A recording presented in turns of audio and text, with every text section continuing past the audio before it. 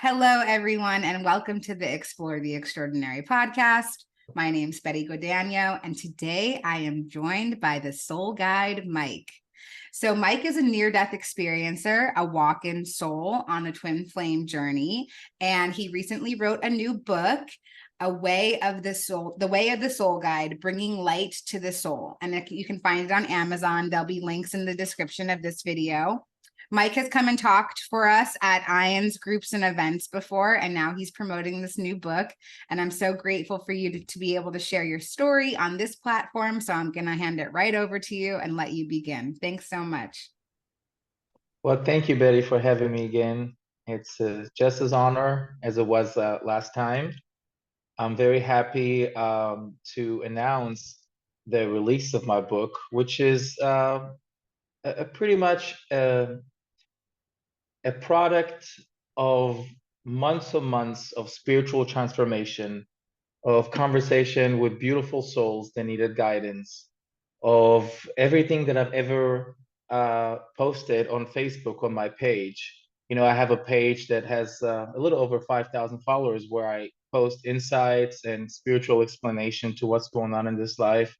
And I decided to not only tell my story in this book, but to be able to collect every piece of information that I shared out there and rewrite it into chapters. There are about 111 chapters of how to find a spiritual explanation to what's going on to our life, to our souls. And I'm very excited with the help of amazing people and with the help of my twin flame and dear wife, Lisa. We were able to give birth to this book. And so far, the people who are drawn to that. And by the way, this book is meant for everyone, but it's also meant for some souls that are supposed to engage this book as part of their soul journey. It's the same people who write me that I need soul advice, and I'm pretty excited about that. I've wanted to do it since day one because I wanted to be able to get the word out there to as many people as possible and to give them the very basic terminology of spirituality and the spiritual world and the soul and our role in this universe, and a lot of secrets of creation that were revealed to me after my accident, because I never studied anything in that book anywhere. These are insights and thoughts and visions that pretty much manifested themselves into writing and then later into the book itself. So I'm very happy and excited. And it's not your typical book. It doesn't have like a regular plot aside from my story. And then it's just random chapters. So you can open that book in any page you want and find a spiritual subject to focus on. So. Oh, I love that. Yes, I talk about it often, practicing the art of bibliomancy, which is where you open up a book to a random page and it speaks directly to you. Did you say that it's 111 chapters? Yes, and you know what? I'm going to tell you a secret. Up until today, I did not know that with everything like introduction and all that stuff, because, you know, I put the book out there, but then I stopped following. I don't know, I mentioned it in our conversation earlier, that every day that goes by, I'm slowly disconnected from anything materialistic, anything that has to do with materialism, anything that has to do with promotion, with editing, with it's just my words and my insights out there, and once it's out there, it's on its own. So I come to, like, you know, getting ready for this podcast, I'm looking at it, was like, wow, it's 111 chapters, which is an angelic number by itself. I know that we did try to price it in our angelic numbers, me and my wife, 27, 7, 17. We wanted to have it that a meaning, but I had no clue up until today there was 111 altogether. Wow, that is, yeah, that's a big book too. I'm sure I mean, there's the wealth of information that can come from spiritual experiences, from your intuition, from your guidance. Yeah, I'm sure that we could fill the whole world with pages of knowledge. So I'm wondering if you'll share some of your near-death experience with us, talk about this transformation, how you were able to get this information to write this book.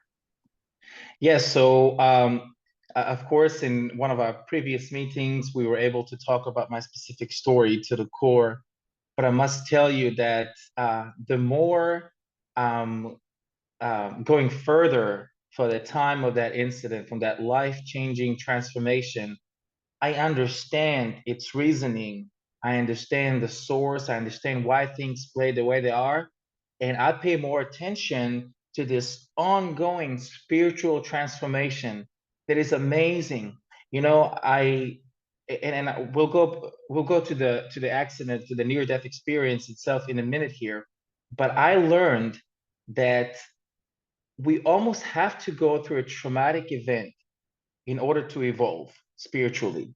Everybody in this world who's gone through some sort of a spiritual transformation, their world had to be shook up prior to that. And that explains everything, because if you think about it, everything that's going to change consciousness has to go through some sort of trauma. Even a baby, a newborn that's coming into this world, at first, that newborn is totally solely dependent on the mother to provide it nutrition and everything else. And it's got a fragment of a soul, but only through this trauma, only through childbirth, through contractions, through being squeezed in the birth canal, we go through this traumatic event. And every birth is considered medical emergency in a way. And then the moment of rebirth is the moment of happiness, a new consciousness, transformation. And I feel it's the same way in this world. So people who go through near-death experiences or walking experiences, it's just that so-called traumatic event that's supposed to change consciousness. What happened to me was that, and I say it in the book, growing up, I was very, very clairvoyant. Though I didn't know what that meant, I didn't know that it was a gift, I didn't know if or why it was special, but I knew that I had something special in me. However, growing up, I fell and I surrendered to the ego. I wanted everything for me. I wanted everybody to talk about me. I want everybody to love me. And I wanted to make money. I wanted to have the best things. And I was completely rebellious towards my spiritual gifts. And it was to a point when I remember being 33 years of age, and I worked at a maximum security prison in the state of Illinois. And I did that solely for the money. And I had good pay, good benefits. I was single at the time. I was going through a lot, but I was just happy where I was when it came to the egoistic me. And on the way back from a night shift, and the prison was so short-staffed, so all of us were forced to work 14 hours and more. And I worked a night shift, and I was very, very tired. So one day, it was a Tuesday, I get on the van to drive home, and I had to commute for like an hour each way. And it was a bunch of cornfields. It was like a boring country road, and I just did that every day, and it was normal. And that morning, I don't know what happened. I don't know if I fell asleep, or I don't know if I just lost control, if I was not paying attention. But I remember that the steering wheel completely locked, and the brakes in my car completely locked, and I lost control over the vehicle. And I was doing like 75 miles per hour. I think the speed limit was 70 or 80. And I remember that the car started spinning really, really fast. And I looked at the speed gauge, and instead of seeing the speed gauge going down, I was seeing it going up. And I'm like, this is bad.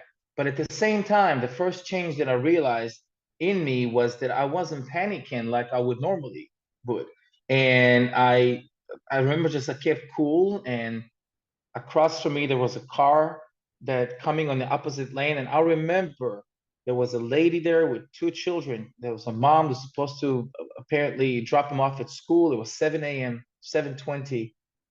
And I completely decided that I'm not going to hurt these people no matter what. I'm going to take the wheel. And with everything I had, I steered the wheel to the right.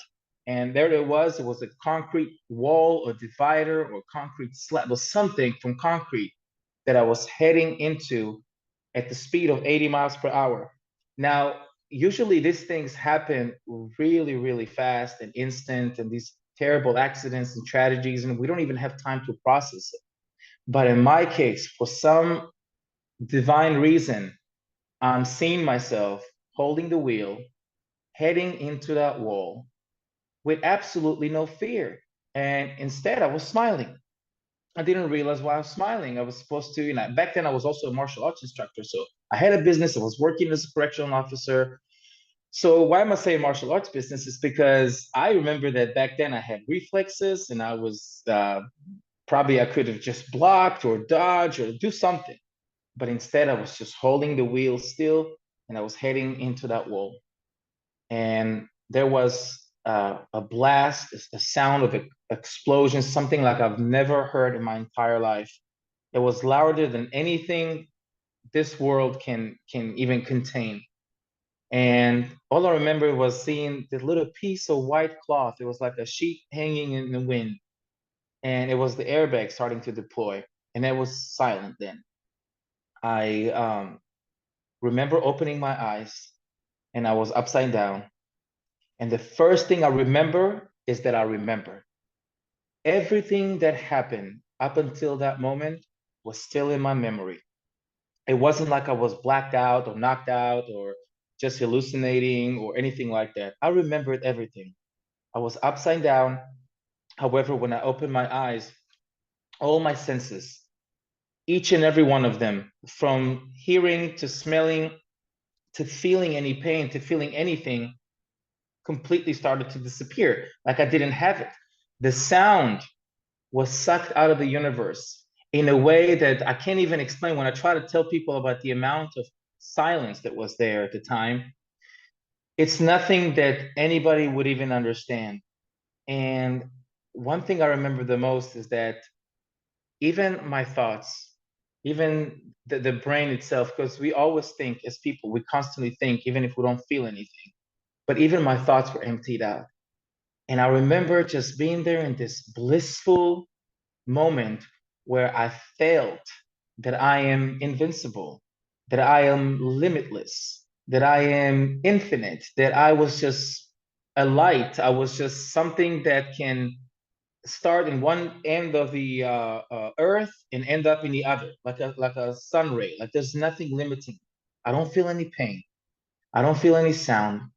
I don't feel my senses, but I also don't feel panicking.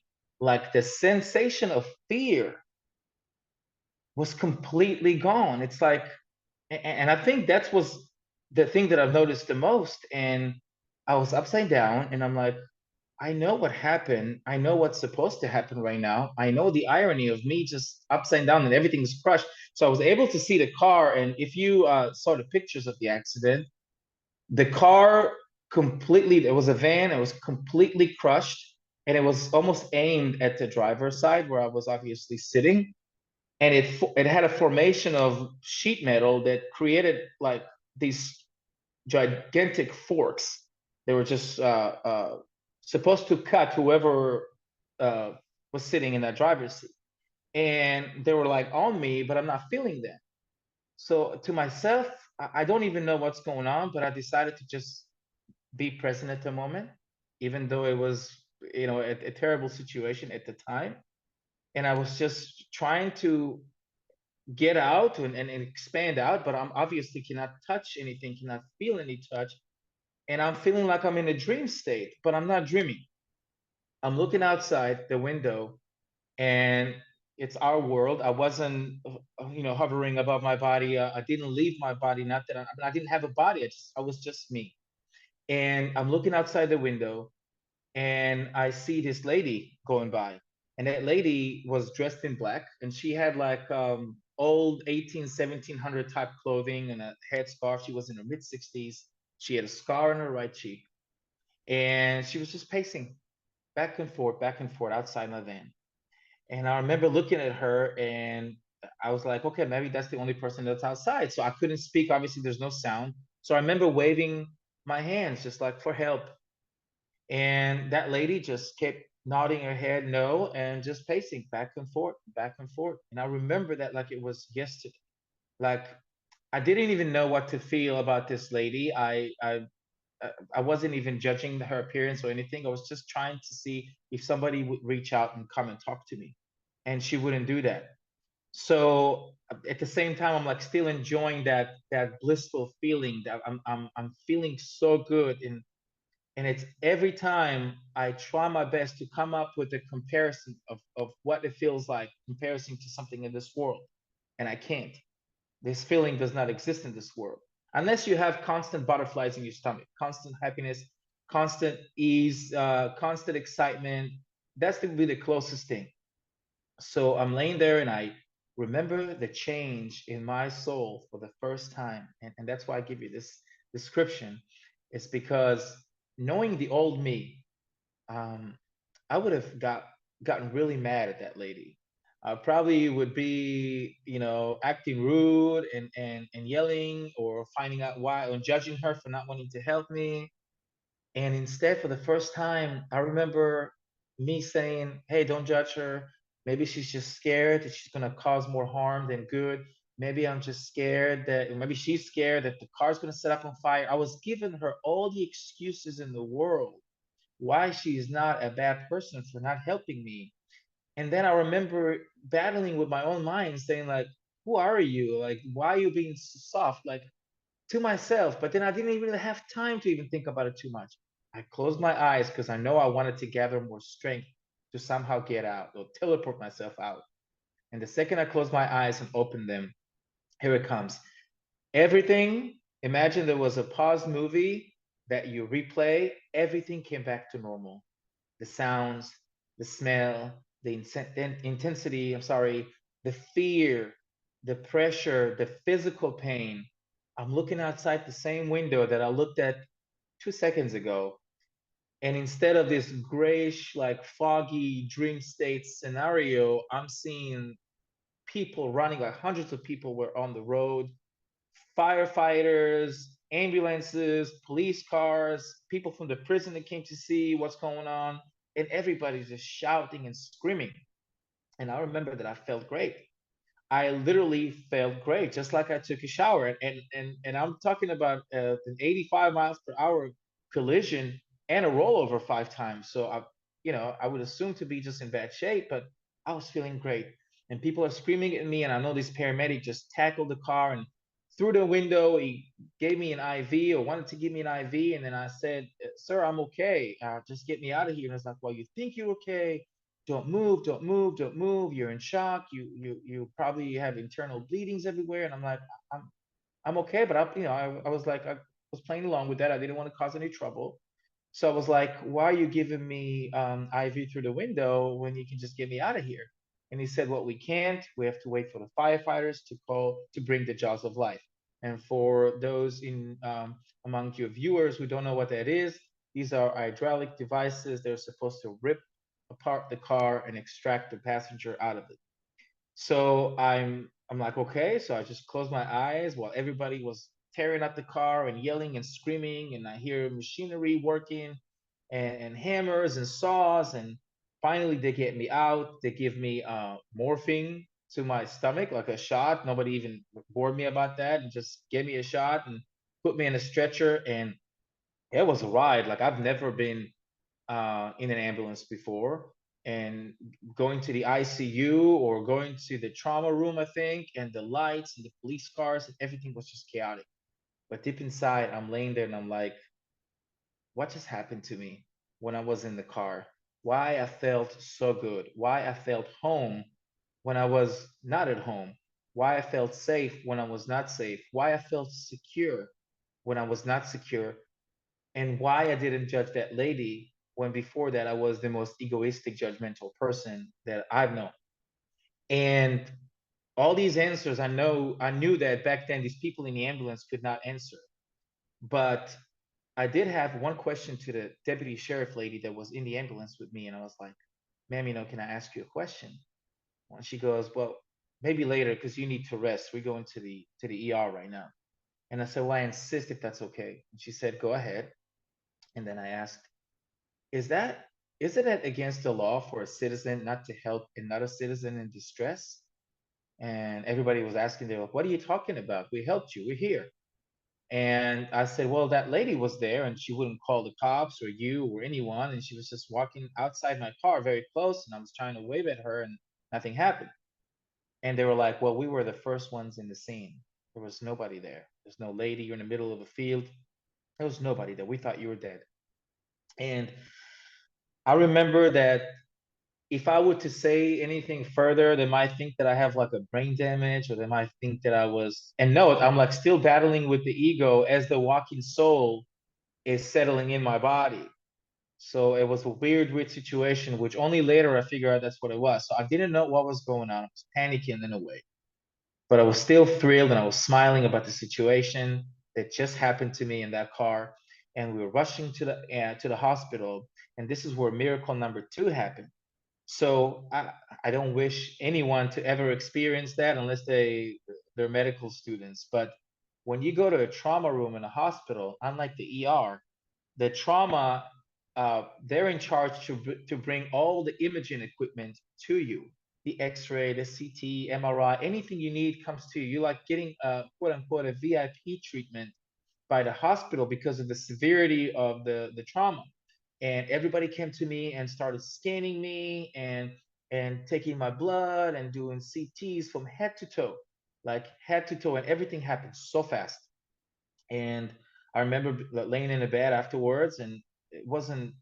It was like 30 minutes or 40 minutes after this doctor comes in the room and says, I've never seen anything like that in all my years here. And I was like, why? What's wrong? What are you talking about?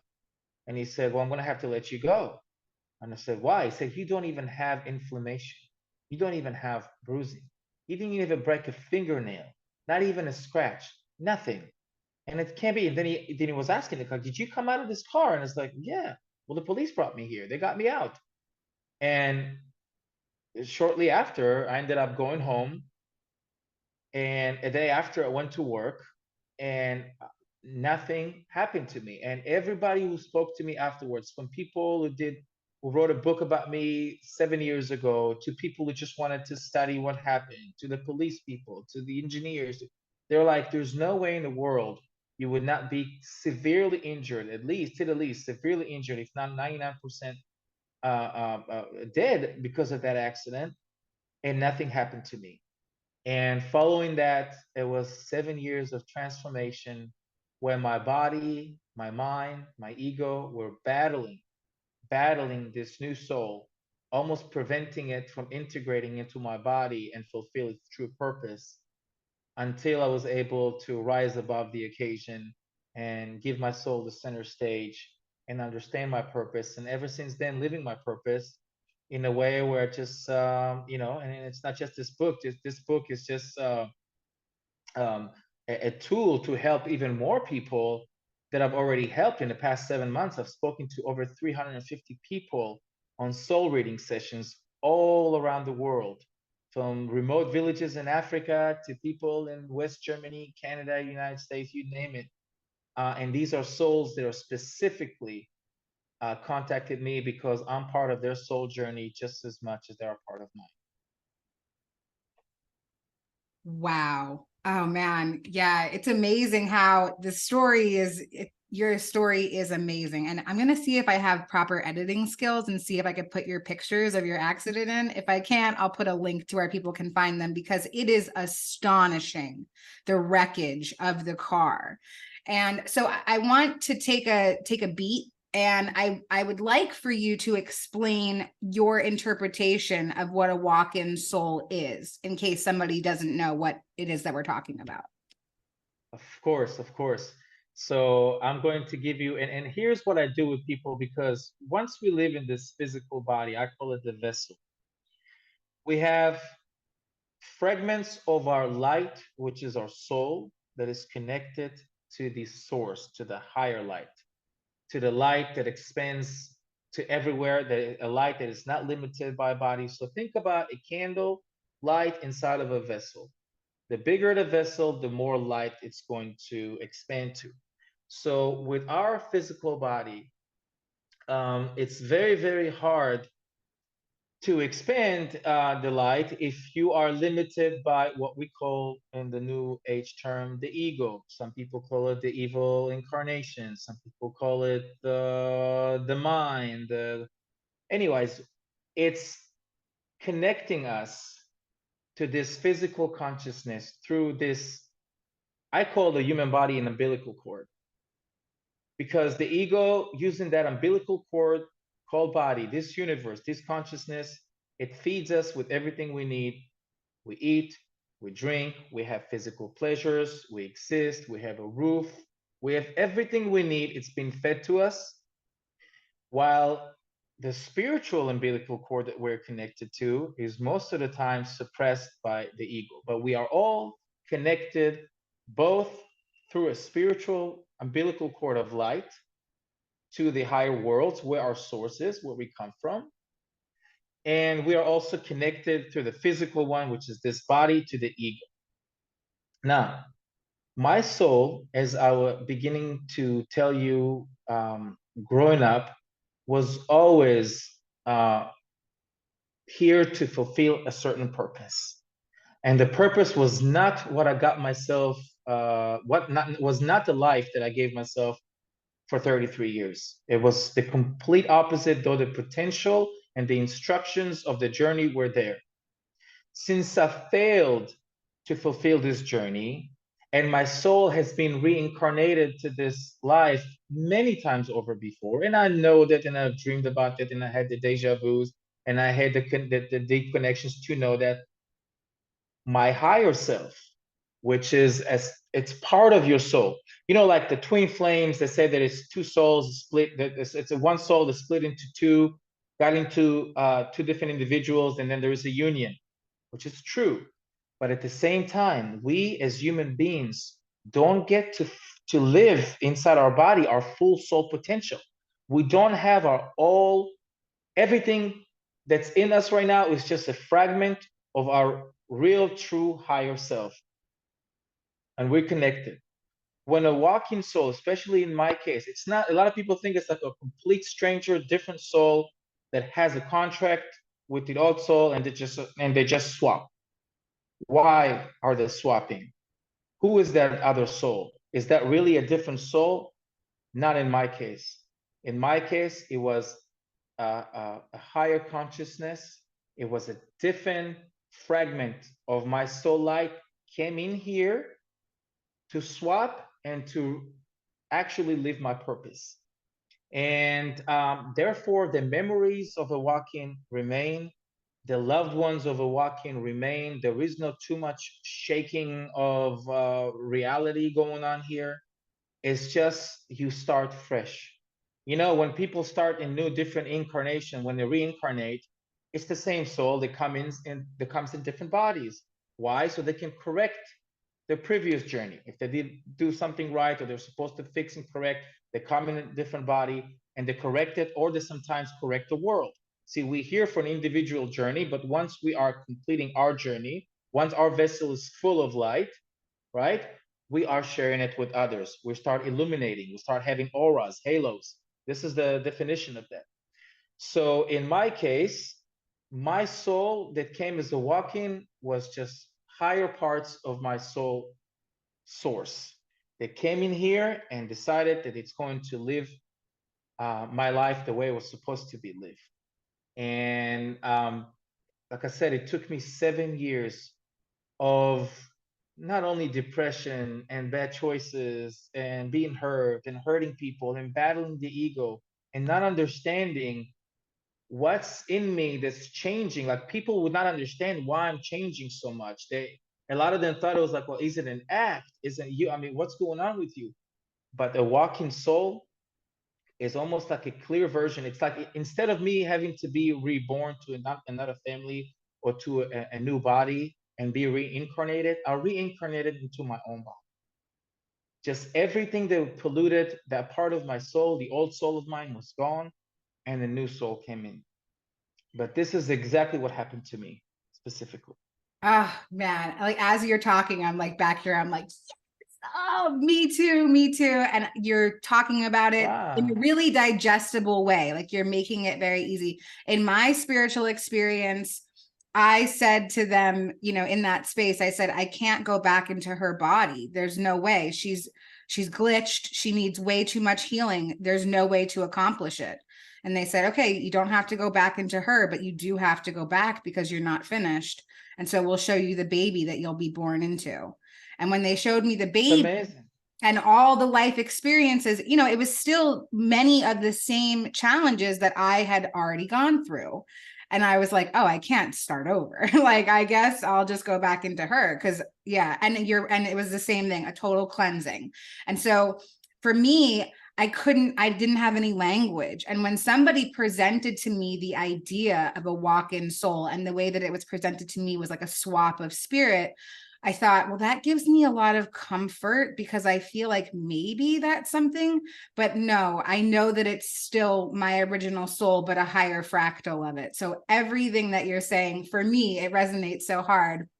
And I hope for people that are listening, maybe they're going through a similar thing and they need that comfort as well. Yes, and you know, I always like to compare things, to give analogies to this real life, because I want everybody to be able to connect. We still live in this physical body and physical consciousnesses. As long as we live in this physical consciousness, we're going to have an ego. It comes built in. You can't separate that. So I'm trying to give people explanations of how to get rid of the ego and everything else. But leave that aside. Back to the walking, it's almost like you're coming here with a certain amount of light. And if you let that light dim because of our choices, because we let the ego take the center stage. And ego is, when I tell people how to get over the ego, is first they need to recognize it. To get over the ego, you have to develop the need. When I said the need, is the need of your soul, the need to give over the need to receive. And it's a powerful thing. And a lot of people need to realize it. So back to the walking, you're coming here with a certain amount of light, and you are here on a purpose. And you take what's given it to you. It's like somebody giving you gold coins, but like, take these coins and buy stuff with them. But then you waste all of it. You spend all of it. So you're either out of the game, or in the walking spirit, is like, you know what? I'm gonna fill your coin sack with brand new coins. But now go and do what you're supposed to do. You already illuminated enough. I don't need to bring you back to be a baby to start what the ego is to get. I mean, you don't need to. But at the same time, we don't want you gone, because you still have a purpose. If I have an assignment as a soul, walkings and near-death experience would happen. Why is it near death? Why is it called soul contract? It's not another soul, it's my own soul. It's okay, we're gonna do a new contract. You're going to get even more light, more wisdom, more spiritual wisdom. And we all have it. As souls, we don't need to learn everything. We are the light. We expand just like the sun. You know, like the sun can be million light years away, but at the same time, within no time, one sun ray can produce life on earth, period. Can be and it is the source of our life. So the same kind of life, we need those rays in this life to fulfill our goal, because this world is a temporary illusion of 75 to 80 years in average. And what do we do with this illusion? Do we go and try to work so hard and focus all of our soul in this brand new Nikes that come out? Well, not me. When I told you that I disconnected myself from this physical world, is I gave up completely the need to receive over the need to give. When I do sessions with people, people ask me, well, I don't know if, I mean, how much do you charge? I said, no, I'm not a business. I'm not a service. Me and my wife both have charity. We give, you know, toys to kids in hospitals. We do a lot of charity, because again, to defeat the ego, we need to get used to give over the need to receive. And somebody asked me, and I have to tell you that, because it's really, it's all connected. The ego, the walking, the soul, because in the end of the day, when we come into this world, the battle against the ego starts from age 2 to 3 and lasts until our last day here. When we win, we can experience heaven on earth. And then our reward in the afterlife will be amazing, because we were able to prove that we are a soul that live in a body experience, and not the other way around. You know what I mean? So example that I gave was, look at the plants and the trees. The trees, for example, are a living thing. They don't have any ego. They have the need to give over the need to receive. The trees and animals don't need anything from us. A tree will give us shade. A tree will give us oxygen that we breathe. A tree will give us anything. All it needs to be left alone. Now, some people say, well, no, a tree needs light and water. That's if you take it from its natural environment and bringing it to your home and prevent what's already given to it, then yeah, you artificially need to pamper it. But other than that, rain comes when it comes, the sunlight is always there. You don't worry about it. It's all for us. Even the animals in the ecosystem, driven by angels, they have no ego. Animals don't take food from other animals because they hate them or because they steal. They just follow instinct. They have the will to give over the will to receive. You can take a pet dog and be, God forbid, mean to your dog and even hit your dog, but that dog will still be loyal to you unconditionally. It doesn't need you to give. And as people, we need to be like that. We need to, I speak to many people. Some of them are very wealthy people. And this millionaire guy speaking to me, and he says, you know, I don't have any ego. I mean, I have it all. I mean, I'm rich, I'm provided, and I'm doing charity. So I don't think I have ego. And so we all have ego. And he's like, no, I don't think so because I give a lot. And I said, well, let's just say you have $10 million in your bank account. Will you give $5 million to a stranger you don't know who struggles? I said, no, of course not. I was like, why? I was like, well, because it's my money. I was like, well, you go, ego. I was like, well, no, you know what? I'll give it to my kids. I can't give it so much. Like, you'll still be a millionaire if you give half of what you. I'm not taking anything away from you. You're still going to be very wealthy. Give some to the other. No, I'd rather give it to my kids because they need it too. Well, that's ego. That's what's yours, which is okay. It's not expected from us because babies starting the age of 2, 3, if you take a toy from a toddler, I don't know if you're a mother or not, but if you take, okay, so if you take a toy, from a toddler, they'll scream and stomp and they don't have to know you. They'll cry because it's mine, mine, mine, mine, mine. If you hold a toy, even unprovoked, that toy was going to walk to you and try to grab it. This is where the ego is taking form for the first times in our body before we're still innocent and still connected to the higher realms. We're slowly getting consumed, and then it just gets worse and worse, from gossiping to high school to doing bad stuff to being jealous in other people's stuff to and of course it can go all the way to just wanting to buy houses and cars and this and women and whatever people want to feed their ego, which in reality they're completely doing the opposite. It's like a Libra scale. If you give up your personal ego, you're gonna give out, like, your soul is gonna go down, the ego is gonna go up, and vice versa. When you give up all these physical needs, your spirituality is emerging from within you outside. Wow, I love the analogies that you're using because they are so digestible for everyone, whether you're an experiencer or whether you're just a person trying to get through the human experience. These analogies are on point. I love them. They're great. And that's what my book is about. It's all these analogies from I'm different things in sure. life. Yeah, I could imagine you have a lot of them, and they're all just as great. Like each one that you keep throwing out, they're all so. Yeah, I can understand exactly. Thank you, Betty. That's so nice of you to say. It's true. It really is. And, like, I feel like these downloads, they come to us in the exact way that we're supposed to present them to the collective. Because, like, for people who have had these experiences, it's really important, I feel like, for us to support each other, like how we're supporting each other right now. And then at the same time, to assist the collective in the shift of thought. And so you had shared in the beginning of this talk, you talked about kind of, well, what I took from it anyway was talking about alchemy. Like, you have to go through the trauma in order to get to the light. But that doesn't necessarily mean that you have to die to get to it. Right? So maybe talk a little bit about that. Yes. The battle with ego, it can manifest itself in so many ways. Like the ego, I do analogies, but there's spiritual analogy for everything that's happening in our life and in our world. And it's a good way to live your life, but giving spiritual explanation to everything that's happening. And I imagine the ego itself as this black shadow, a cloud that is really trying to tamper with our soul. Now, it cannot, in this physical consciousness, we don't really see with our bare eyes physical things. We don't. We're not supposed to. So how would the ego try to manifest itself in order to suppress the soul, to cause fear, to cause hopelessness, to cause agony and sadness, which are things that our soul is suffering from because it doesn't know it. When we come, and I never call a child birth a birth. I call it a rebirth. We go 360. We are born, passing, reborn, passing.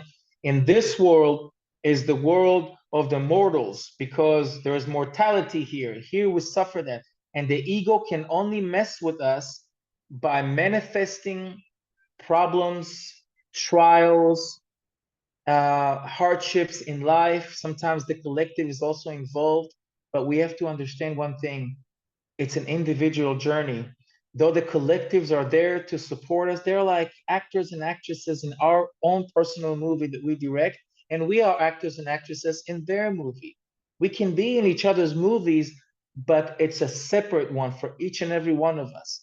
So what I'm saying is that we have to go through these traumas because it's a transformation that cannot happen otherwise. How would a lesson be learned if it's not going through this? You know, you want to train special forces military people for a battle, for a war, for the most extreme situations, for when they're going to be pushed to the limit. How would you do that if you're not going to do the same thing in their training? Same thing for the soul. We have to have the old ego shook out of us. And sometimes the bad, well, there is no bad. I learned to know that everything in our life is for us and never against us. Yes, back at the time, we always think like, why is it happening to me? Why is this and why is that? And we feel sorry for ourselves and we feel bad for ourselves. And some of us with higher level of consciousness, we don't realize, but we manifest. We manifest our own troubles. It's like we never get off this carousel of trials. It's because we constantly manifesting it. While in reality, it's waiting for us to say, hey, and this is what I told myself personally, these troubles, they come, all these things, these are not things that are supposed to bring me down. These are things that are supposed to rise me up. All I had to do is have the serious, true understanding that this is what's going on. And I'm not talking about the understanding when a friend or a spouse or somebody said, hey, it's going to be okay. Believe that and it's going to be okay, while deep inside we're still terrified. We have to convince ourselves to know. And I told myself, what's the worst that can happen to me in this physical consciousness? You can even bring millions of soldiers with daggers all pointed at me, and I will look at them and smile and say, what's the worst that can happen to me? I go back home. I go back to become a soul. I mean, if we think about it, the punishment, quote unquote, is in this world. We suffer. We suffer both physical pain, emotional pain. We are afraid. We challenge ourselves, and then we like to take comfort saying, yes, everything hard in this physical life. Everybody said, well, if it's hard, hard work pays off. The harder it is, the better. But nobody's talking about the spiritual part. The harder it is spiritually for you, the higher your soul gets, the more consciousness. We're peeling off that ego. We're coming out of an eggshell of troubles, of trials, of misunderstanding, and the major block of them all, of fear. Once you let go of fear, and I'm not just talking about fear of something's going to happen to us, no, fear in general, the fear of tomorrow, the fear that you're not going to live your life fully and according to your life purpose. And Betty, I must say that when I talk to people, when I do soul consultation, I get into this trance just like now, and like 10 minutes after, I don't remember a word that I said to these people. But it's very important for me to say to people and to you that we have two types of our soul journeys that set how our life is going to be like. One journey is the journey that is affected by our actions on this planet, our free choice. If I decide to be a straight A medical student, I'm going to end up being a successful doctor. I'm going to live like a doctor and be wealthy and be respected. This is what I created with my actions, my choices. And then there is the soul journey, not the life journey, but the soul journey. These are premeditated stops in our life that we cannot avoid. We cannot go around. Like, for example, we never choose when to be born, right? Nobody choose what family to be born, what accent, what language, what culture. None of that is in our selection. We never also choose when to be married. We all want to be married. We all say we're going to find the one someday. We never know who the one is.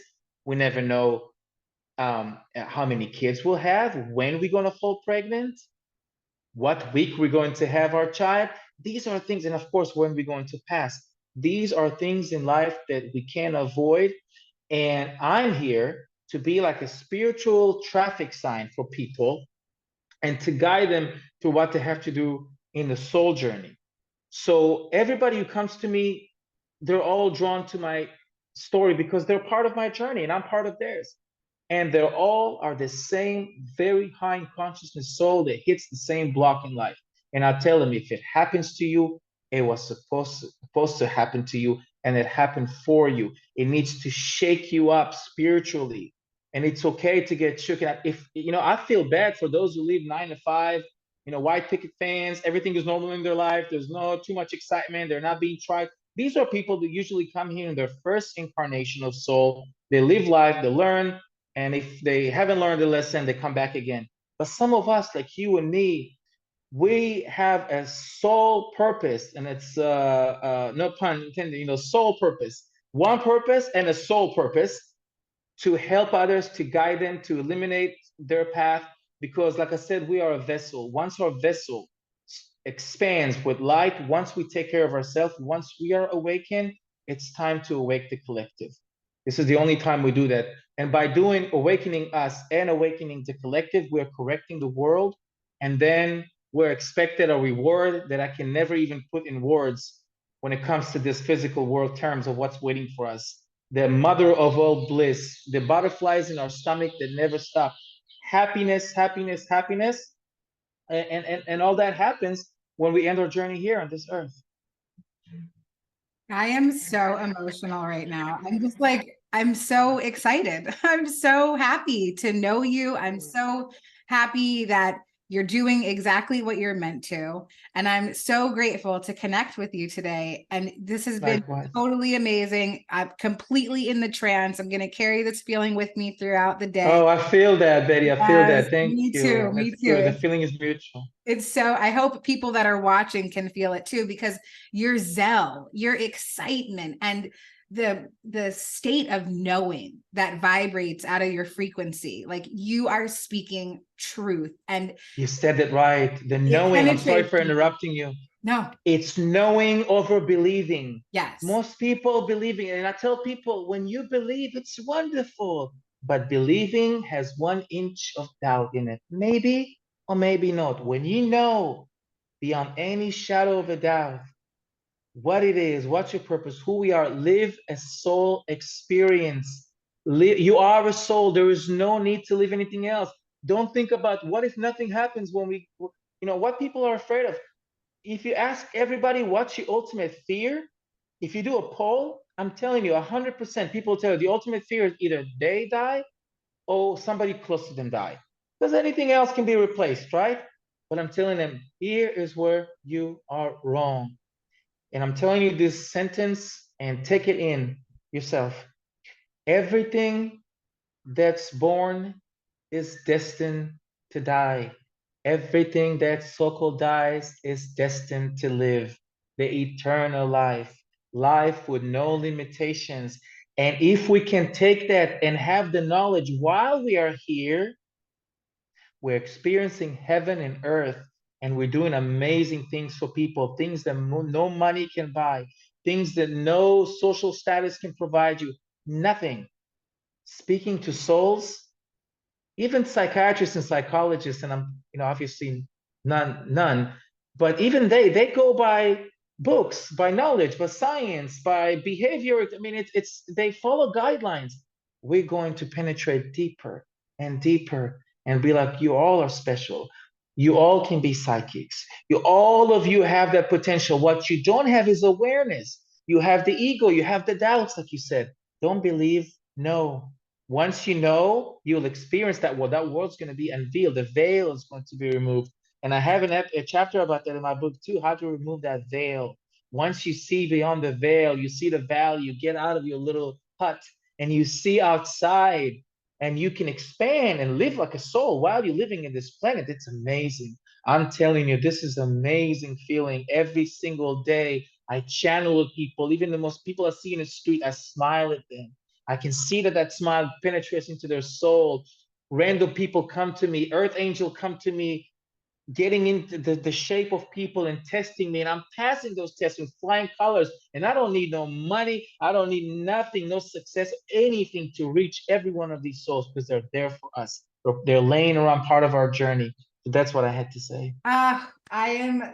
This was such an amazing time together. I hope that you'll come back, because I feel like we could talk. I could listen to you talk for hours. And I just, again, thank you so much for what you're doing. I'm so grateful that this book is out. I'm going to go buy one right now. I'm so excited for you. And we'll have links in the description of how people can get a hold of you. And that's it. Thank you so much for this time together.